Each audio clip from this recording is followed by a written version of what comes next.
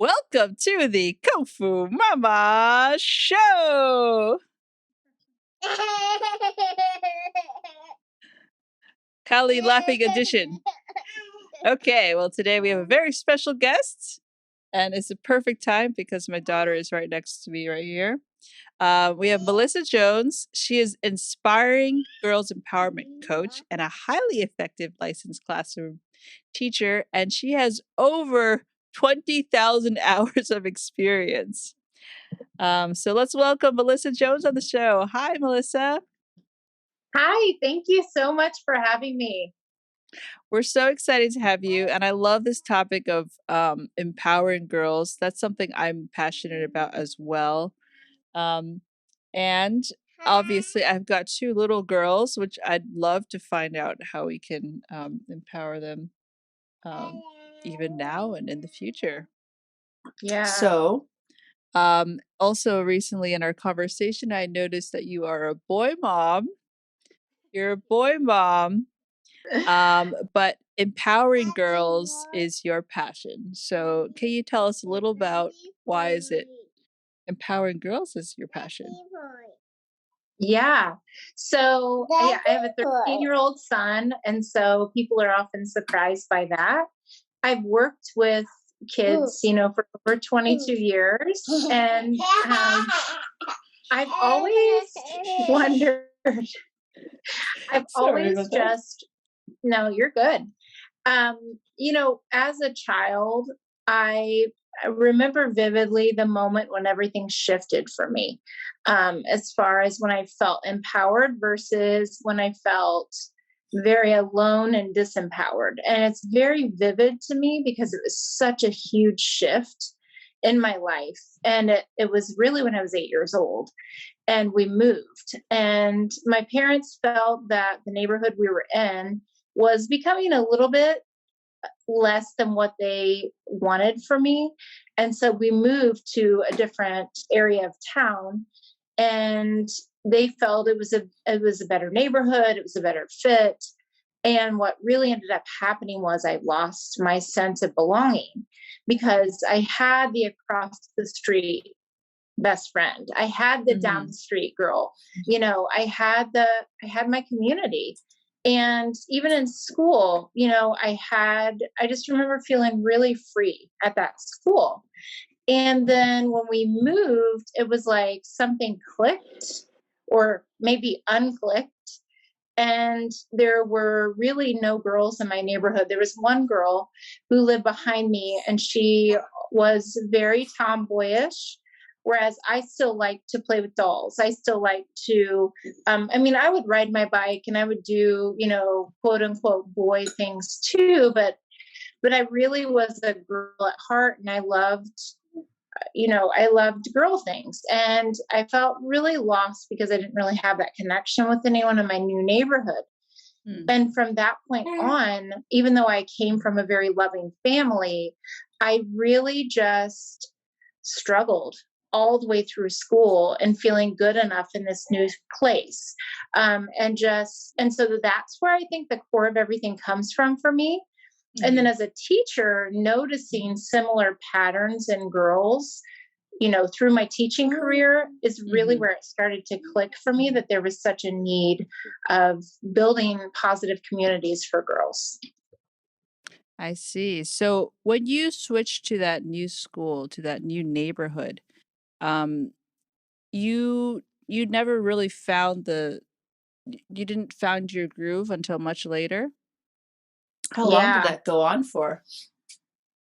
I would say it was really until I was probably 13, I would say 12 or 13, before I found a small group of friends who befriended me in an English class, I remember. And we connected over feeling nervous about giving a speech. And it really was kind of them giving me that permission to feel that way, and just feeling that sense of like, okay, I'm not the only one who's feeling nervous about getting up in front of the entire class and giving this speech. And honestly, we've been friends ever since. Those girls are my best friends even today. And they're the kind of people that Yeah, that you just pick right back up with. Like we can go a couple of months without talking and we just pick right back up. So Love that. it really wasn't until we connected about, that issue of like feeling insecure that we really just clicked. And so I really like through school, I was always the person who was friends with all kinds of people. I was friends with people who were quote unquote popular. I was friends with people who were really smart. I was friends with people who were dancers and who were athletes. And so I kind of dabbled in a bunch of different friend groups trying to kind of find my way. And I always felt like I had to belong to this one certain group of people and never really felt like I quite could fit in. And so although I had kind of friends in all kinds of different groups, I still, even into my 20s and 30s, was just searching for that, in and out of that feeling of just feeling good enough. So, I mean, that time and now I feel like there's been a lot of technology. There's been a lot of changes in terms of what friendships look like, especially. You can message people now. Like it's quite weird. I mean, it's cool. I mean, we can connect now online, which is quite interesting. So I think there's a lot of different things that girls struggle with today and than when you were growing up. Do you have any thoughts about it? Do you think it's easier? Do you think it's more challenging? Yeah, I see similar patterns in what I face, and really girls wanting to feel good enough and wanting to feel that they're not weird or that they can fit into a certain group. But what I also noticed, like you're saying with social media, is that with social media, it's it's a good and a bad. Like it's good in a way that that they can connect, with friends like all through the world, like you said. I mean, we're connecting. You're in Taiwan and I'm in, Indiana, which is in the Midwest, and it's amazing that we can do that. Yeah. And they can do that as well. Like I have some girls in one of my clubs, and she was talking about a group chat she was in, and they were from all kinds of places around the world. So Australia and Europe, and she was talking about a friend who was in Japan. And so, that part of it is incredible. The part that's hard is that they want to feel seen, and they want to have the likes, and they want to have the followers. And sometimes it's like they don't feel validated unless they have a lot of followers or they don't have a lot of likes. And so I see the benefit. I mean, for sure, we all know that technology can be a really powerful thing. And I mean, we're proof of it right now. Yeah. And it can also, though, be something that can be tricky for girls because they depend in some ways on those likes, on those follows. Right. And they don't feel like they're being seen unless they have a lot of that. And so I see it as a positive and kind of a challenge for girls today. And I think that's something that's a little bit different than, when I grew up. What are some of those things that you see that girls struggle with before in the past? What were you feeling? Yeah, I would say fear of people's opinions. Just worrying about if they raise their hand in class, if they worry about what they say, if it may not seem smart to someone else, or if they're wrong. I did a survey recently in my classroom, and I said, how many of you are only raise your hand when you know that you have the correct answer? It's almost every hand that went up in the class. And I surveyed and I looked, I kind of scanned the room to see the girls. It was every girl. And that told me a lot, because girls want to make sure, and not that boys, boys are just wired differently.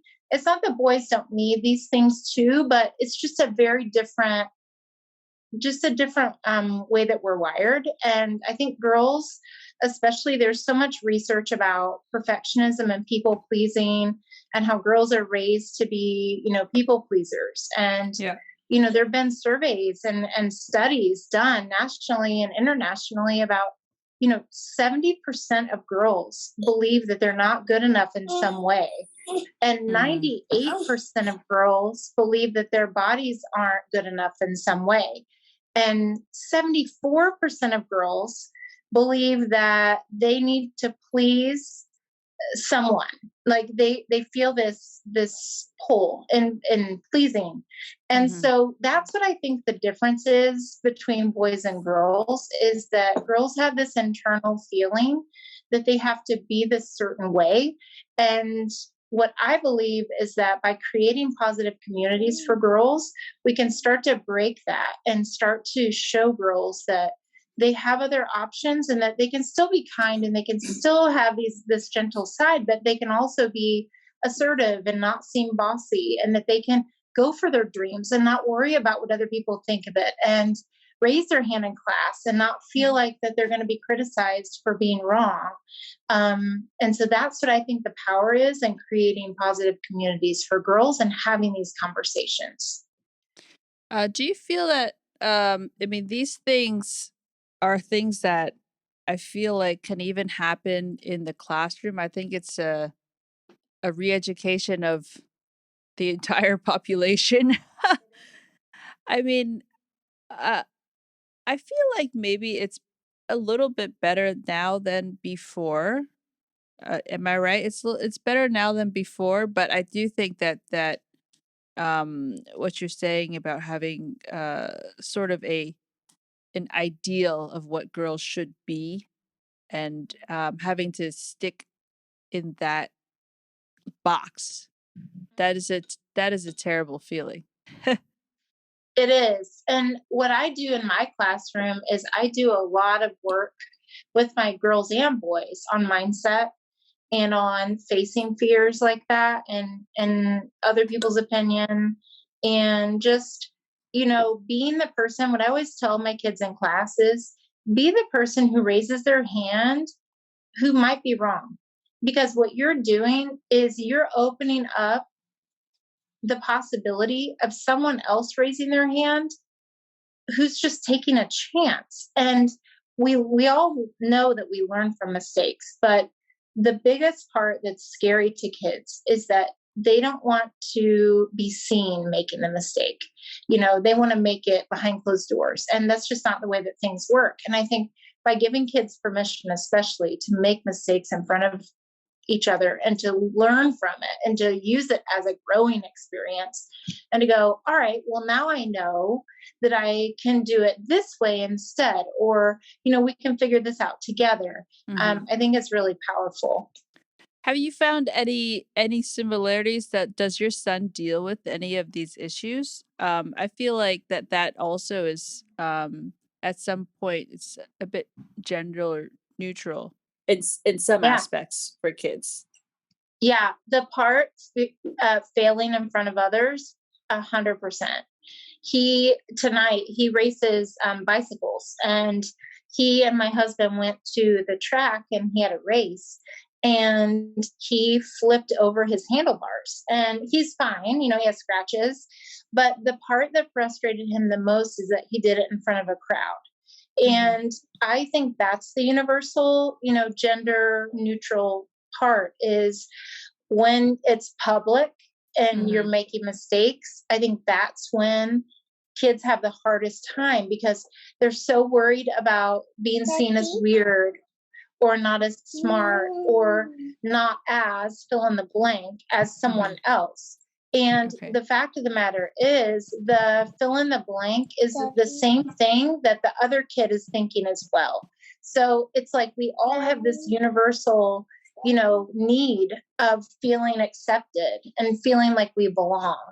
And I think that's the part that's the gender neutral, is that we all want to appear that we have it together. And what I think we need to do more of is show the imperfection and show that that's actually growth. And you're not supposed to know how to do something all the time, and thinking about, like, when your daughter first, learned how to walk. I mean, it's not like she was ridiculed because she couldn't stand up for the first time or walk or whatever, like, you encourage them. And it's like, that's the analogy that we think of, is like, you would never, make a child feel bad for learning how to walk or doing something for the first time. But for some reason, as kids get older, it's like they get in their minds that, and we as adults, that we have to have it all together all the time. Mm-hmm. And that's really not relatable to other people. Yep. So I think the more we can share that openness about it, and be okay with not appearing to have it all together, the better. So what are some signs that indicate that your daughter is struggling, if parents were to come across this? I would say any kind of a change in behavior. And I don't think it means that all of a sudden that your daughter goes into, her bedroom and she locks the door and it's this big dramatic thing. And I don't think either that it's that, she totally changes who she is, because I feel like with that's pretty obvious that something's going on. But I think it's the subtle changes that we need to pay attention to.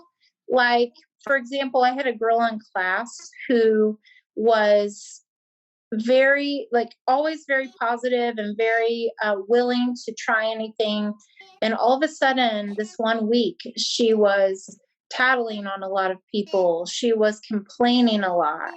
And so I think what parents can do is what I did, is I pulled her to the side and I said, hey, you're really, you're not really acting like yourself. Are you okay? You're normally really positive. So I think with parents, complimenting the kids on, especially your daughter, like, I see that you're always, this or that.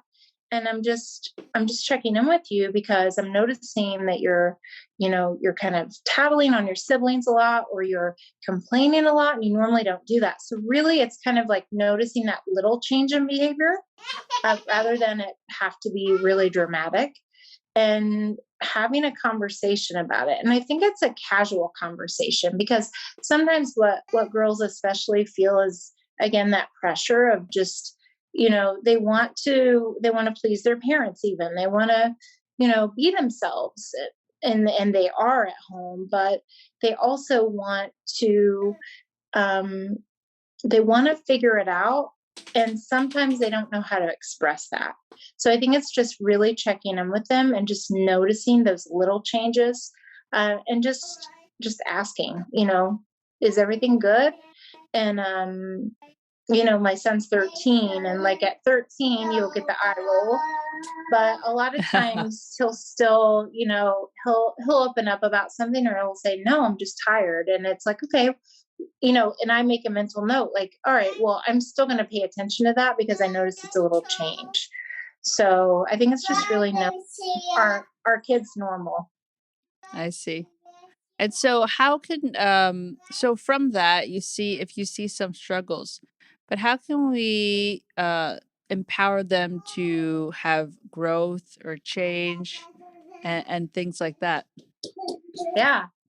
I think there are a lot of ways. I think one of the ways is, communication is huge for parents, Right. and we want to have different opportunities to communicate. So one of them is, you create these, I call it pockets of conversation, just casual times when you can check in with your kids, and especially girls, who tend to internalize things. And I think it's in the car. I think it's during bath time, especially if you have younger children. My son would always open up to me in the bathtub for some reason. I think it was the warm air, and it just feels cozy in there, and they're in their tub, and he would always just say things to me in the bathtub. And then as he got older, it was bedtime. He wanted to. I think it's because their minds are starting to get calm, and they start just thinking, freely about things. Or if it's a car ride, sometimes it's in the car where we're driving somewhere and we're having casual conversation, and all of a sudden something comes up and we end up having this great conversation. And so I think it's really creating those little pockets of just no pressure checking in times. And I also think as kids get older, and I tried this, I've done this with girls and I've done it with my son. is creating a non-traditional way to communicate. So I call it the interactive journal. So really you just take any kind of a journal and you write back and forth to each other, and pass the notebook. So it's like a daily activity where, and I tested this with my son because I wanted to know if it worked, if it was gender neutral or if it worked with, only one or whatever. And obviously it depends on the child, but my son, who is 13, who is, when they're 12 and 13, they turn into a very, closed-minded a little bit about some things, and you think they won't be open, but he actually was. And so all you do is you get a notebook and you just write about anything. So it could be, this is what I did today. It could be, this was a good thing I did.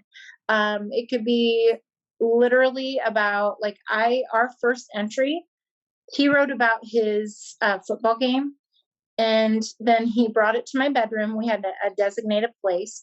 Mine was on my nightside table. So he would put it on beside my bed. I would put his under, the same notebook, but I would tuck it under his pillow. Right. So at night he would bring it to me and we wouldn't even talk about it. He would just slide it on my nightstand. And then I would write back to him.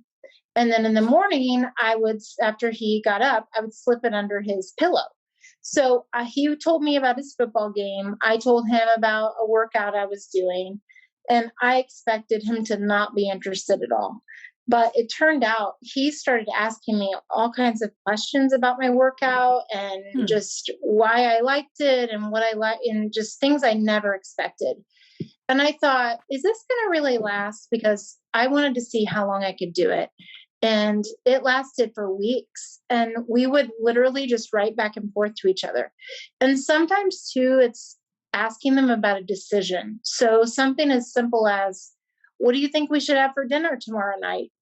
And them planning the menu and deciding what they think we should have gives them that sense of empowerment, as simple as that sounds. Or, what do you think? What game do you think we should watch tonight? Or what movie do you think we should watch? It puts it back on them to where they feel like they had a part in the decision, as simple as that sounds. Or what do you think we should, whatever. So passing that notebook back and forth, we filled an entire notebook. And what that does is it opens up an opportunity. If he wants to bring up something serious, we already have the habit in place.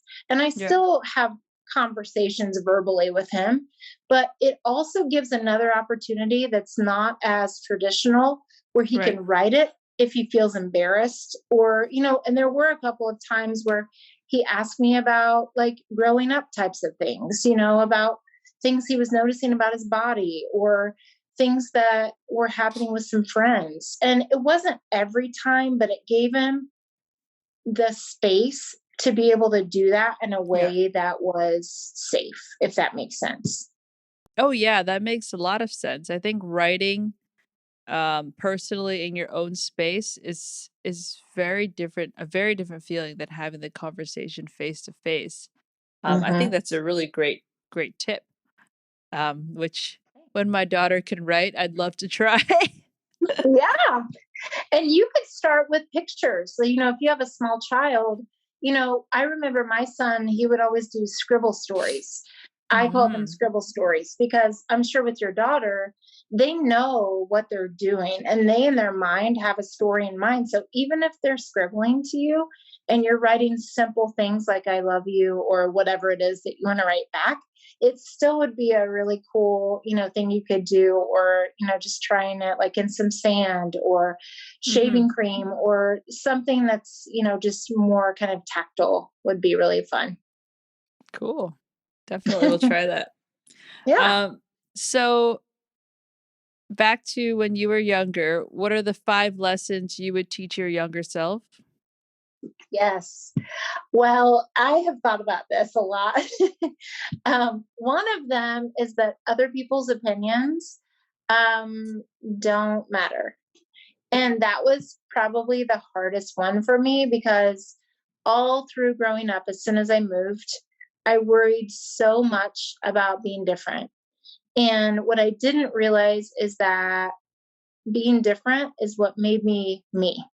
And you want people to be different. And that's what we do, in my clubs is, we honor that. And I think that, kids are good about knowing that having different types of friends are good.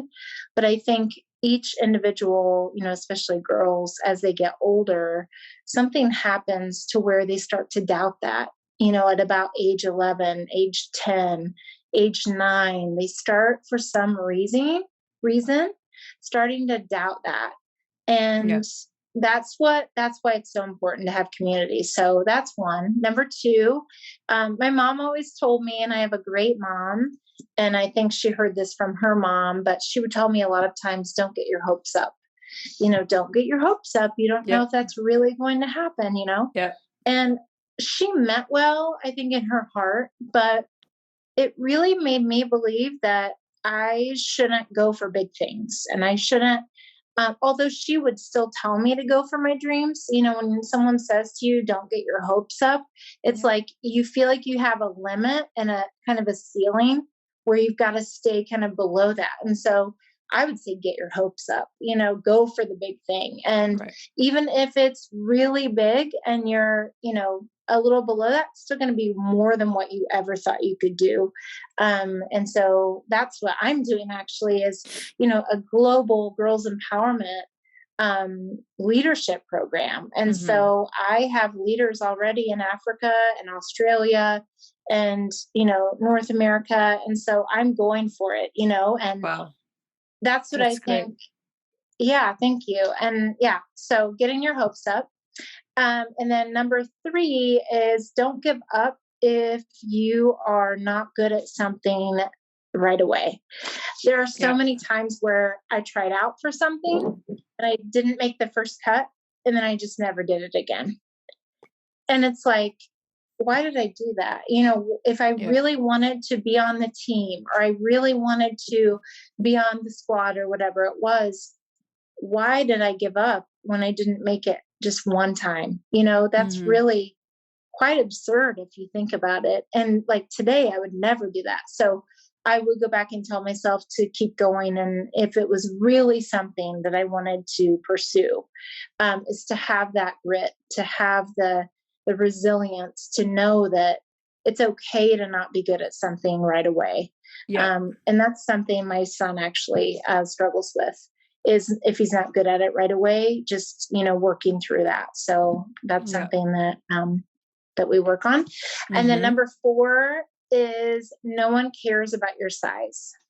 Because I used to obsess about my jean size, and worrying about if I was a bigger size than one of my friends. And I spent a lot of time worrying about my weight, and my mom kind of always struggled with her weight. And so I think that's partly why I worried about it.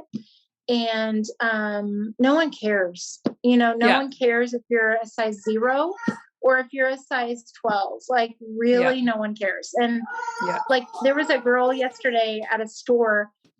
She's so cute. There was a girl at a store yesterday, and she was a bigger girl, and she had a crop top on. And I wanted to stop her so badly and just tell her how amazing I thought it was that she wore that crop top, not worrying about her size. But I hesitated because I didn't want her to second guess it, and I didn't want her, if that was her go-to, I didn't want her to doubt that. So I didn't say anything, but I thought to myself, like, I still today would, second guess, wearing a certain thing. And it's like, why do we do that? Because no one cares. And really, if you're comfortable in your own skin and your own size, then that's really what matters. As long as you're taking care of yourself and you're happy, then, that's really the most important thing. Yes. And then the 5th is you won't be discovered. You have to discover yourself. So I used to think that all of a sudden I was going to be in a crowd, and I secretly wanted some movie producer or some famous person to come up to me and to say, you are who we've been looking for. We need this, this part or this whatever. And I don't know why I thought that, but I just always thought, I just wanted to be discovered in a crowd. And it's like, no, you have to discover yourself. You have to find your own inner power. And then that's when you have magnetism. That's when you have the good energy that attracts great people in your life. And so those are really the things that I would go back and teach myself, that I really work hard on today, and lots more, but those are kind of my top 5. Those are that's a great top 5. I mean, Thanks. I really like, I really like that idea to like managing your expectations, and discovering yourself, whether it's discovering that you really like pink slippers or you're really good at wearing them. Yes. Or, but yeah, I think that's so important to not be waiting on the sidelines expecting, something. I mean, I know a lot about that. Being an actress, you really got to always put yourself out there. Yes. And you really, I mean, it's a big thing, and it's a really hard thing to have to overcome, and especially for girls at a young age, for them to think about even putting themselves out there. So it's great. These 5 tips that you have. Thank you. So you mentioned this Global Girls Club. Is it the Girls Positivity Club? It is. Do you want to tell us a little more about that? I would love to. So basically, I have a big, big vision. I want to be on all continents, and not me personally, but I want, my mission is to advance the confidence, self-awareness, and power of every girl. And by creating this, what we do is there are leaders who basically get girls in their community to join the club. Okay. And they teach them monthly lessons, weekly. They meet once a week for an hour, and they really just pour into them and create this community that's a really positive place where any girl belongs. And they're divided into age groups, and they learn things about inner power, about self-care, and about positive stress release, about visibility, and really leadership. Mm-hmm. And then about their identity and who they want to be in their own confidence. So you have a curriculum, sorry if you don't mind. Yeah. So you have a curriculum or like a plan for these girls in different communities. Yes. So how do you find these girls, the leaders? Well, yeah. So I have been reaching out to people that I know in communities and publicly too. So if there's anyone in your community who feels really called to, lead a group of girls, I'm just looking really for women who want to have a positive impact on girls in their community. And that's really it, is that, it's a once a week commitment for an hour, and the curriculum's provided. Being a teacher, I know how to write curriculum. I've done that. And just that universal, curriculum that everyone's going to have is going to bring that commonality, whether you're in Taiwan, whether you're in, Melbourne, Australia, Nairobi, right, Kenya, or wherever, or Indianapolis, Indiana. I want that commonality to where it's a global impact. Mm-hmm. And what I want is for girls all over the world to have a place where they belong, outside of sports, outside of certain groups, where a girl who's really athletic, a girl who's artistic, a girl who's an actress, a girl who doesn't really know her thing yet, like they can all come together in this commonality of finding their inner power, of working on their own self-care and positive stress release, and all of those things. And how old are these girls? From 6 to 18. So I have them. Excuse me. No, you're fine. I was like, bless you. I wasn't sure if that was a cough or sneeze. So, oh, bless you. Okay, there. Now I know. Sorry. No, you're good. So 6 to 8. So I would group them developmentally, 6, 7, and 8-year-olds, and then 9 to 12. Bless you. Sorry. 9 to 12, and then 13 to 15, and then 16 to 18. So really just breaking it up into ages that are developmentally appropriate and just, or that have really similar problems, I imagine. Yeah. And interest, Right. and different things that they face, as girls. And really being proactive and not even necessarily, obviously they can share, any issues they're going through, but really focusing on the positives and the power. Right. And, not being into toxic positivity either, teaching them too that I love this. Lori Harder taught me this, and it's about that feelings are visitors and that you acknowledge all the feelings, because they're all valid, but some of the feelings you let be a visitor, you don't sit in it. You can feel it and you acknowledge it and you work through it. Yeah. But, you're kind of viewing it that way. That's nice. That's very nice. And also it's important to acknowledge bad feelings as well as good Absolutely. feelings. Yeah. So out of these groups, what is the biggest impact that you have seen? I have seen girls transform. I have one girl, well, several girls, but one in particular, she has 3 learning disabilities, and I didn't even know that when she came into the club.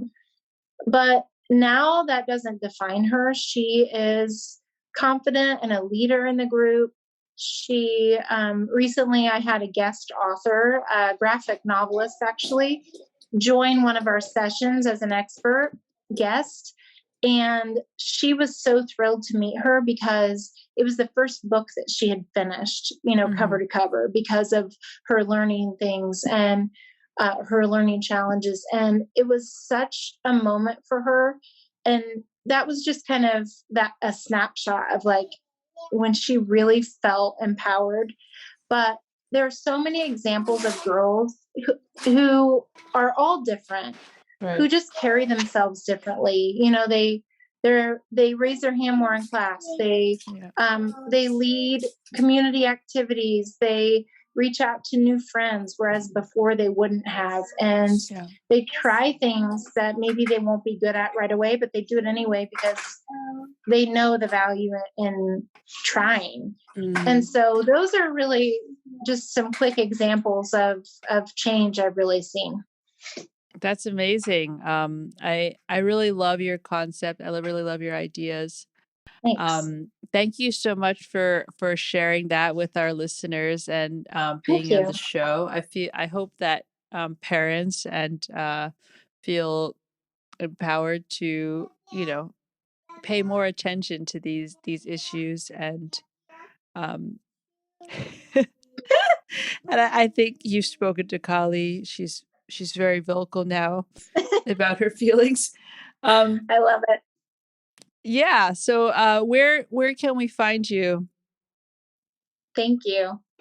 Yeah, Girls Positivity Club on that's girlspositivityclub.org is my website, and Girls Positivity Club on Instagram and Facebook and TikTok.